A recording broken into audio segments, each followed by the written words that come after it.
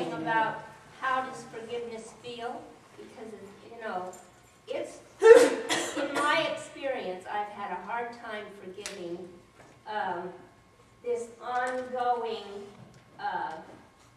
wrong or hurt that I feel from this person who will not step up to the line with me and reconcile.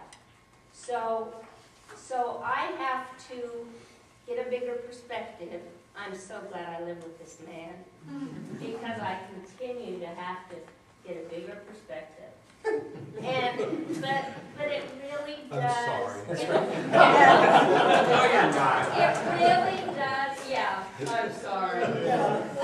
It really does help to step back and get a bigger perspective, because then I really feel like you cannot forgive a person unless you are the stronger. I think it takes humility, not humiliation, but to the point of realizing who you are. And I think that's the psychological piece. If you know yourself and you have the spiritual quality and have them come together, I think it takes a strong whole person to be able to forgive and stand at the line ready for this reconciliation. If it never comes, for what reason or another, like if the person's dead, or, you know, they just do not understand, or they misinterpret, or they just don't have a big perspective, then you just have to stand at that line until they're ready. And if they never are ready, it still soothes your own soul. It still gives you a, I've done all I can, and then stand kind of feeling. And it really does, to me, it's been hard, but it's been good, because I think I'm getting to be stronger and healthier as a person so that I can do that. How about joyful sadness as the feeling? Well, C.S. Lewis says this about joy. He says you can't have joy without grief and sadness. Grief and sadness are part of the definition of joy. So don't miss that piece. Jill. I mean, we're not talking about our stories, but what if the forgiveness that you're having to work on totally blew your life out of the water, changed everything about your life, who you are? You're left picking up pieces, trying to figure out your dad or whoever. To me, I mean, it's a lifelong process. In a way, it's like you know, getting, because I'm trying to still live my life and forgive this person who totally blew my life out of the water. So to me, it's like I would go a little bit and I would say, oh, okay, you know, I'm growing, I'm doing this here, I'm growing, I'm forgiving.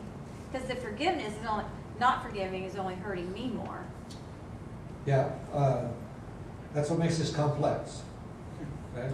And I think, let's see if I can talk to pieces of that some way. I want to talk to you about how do you forgive before you go away tonight. And the how-tos wind up being, I don't think I can talk to you about the how-tos, because there's so many different situations, and I could read you dozens of stories that just defy making sense out of them. How does this work in this situation? And so I don't think it will yield to our formulas, but I do have some ideas, maybe. Okay? One of the pieces is, and I think that's why I mentioned the Amish piece, one of the pieces is to do it. But understand some of the reasons why you should do it. I'll give you those questions here in a minute. This is part of the how-to part for me. This is gleaned not just from me, but from a bunch of writings. So let me read. The first way to forgive is slowly. I think once you start the process of forgiveness, it never ends. It's like grief, or like having a new baby. You know, I mean, a new baby starts a process that's an eternal process.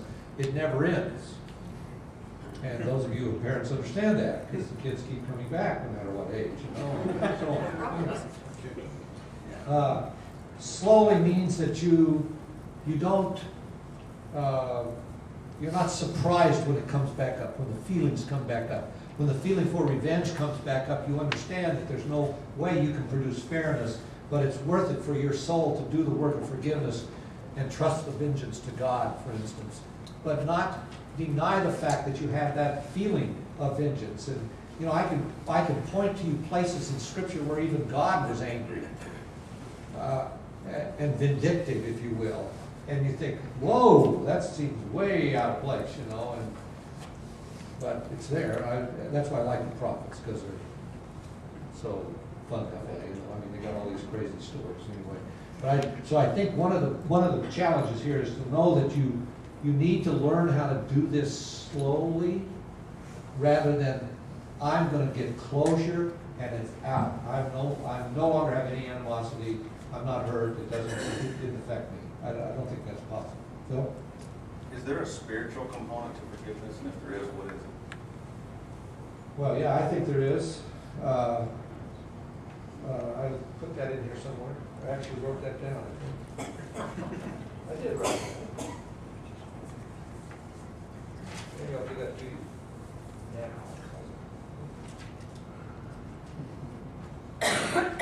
Maybe these are the two components. And the spiritual component's the first one. The grace to do it's from God.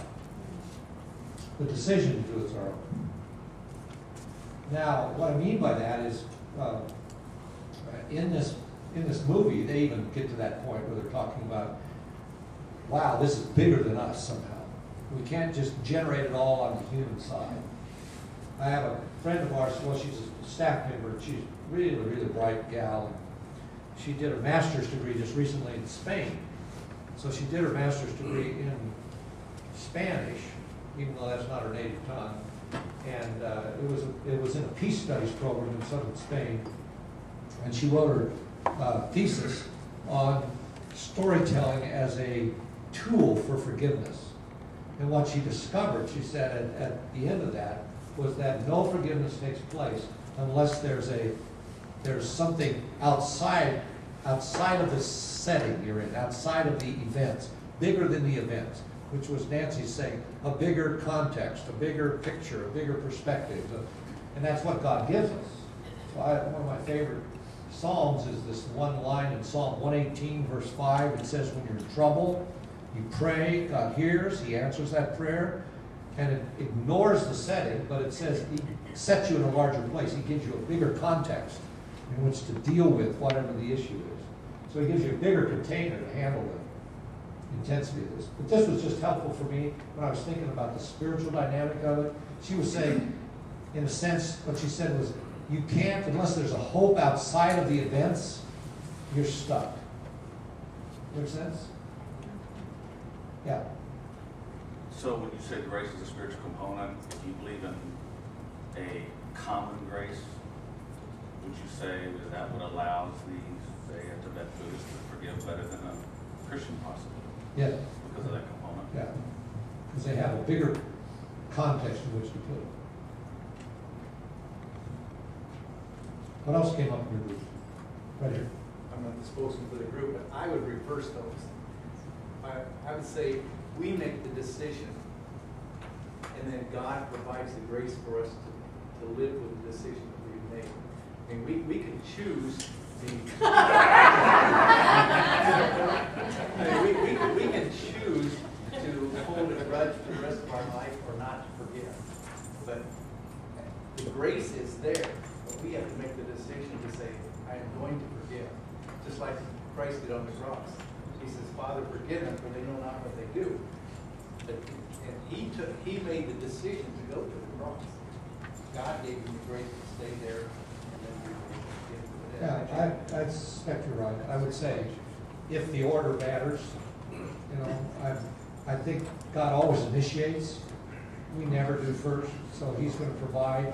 That's why I call forgiveness a resource, because it is. But I think it does have this component to it, that we can access plenty enough grace He's given to us. Grace sufficient to do this. But that's what it'll take.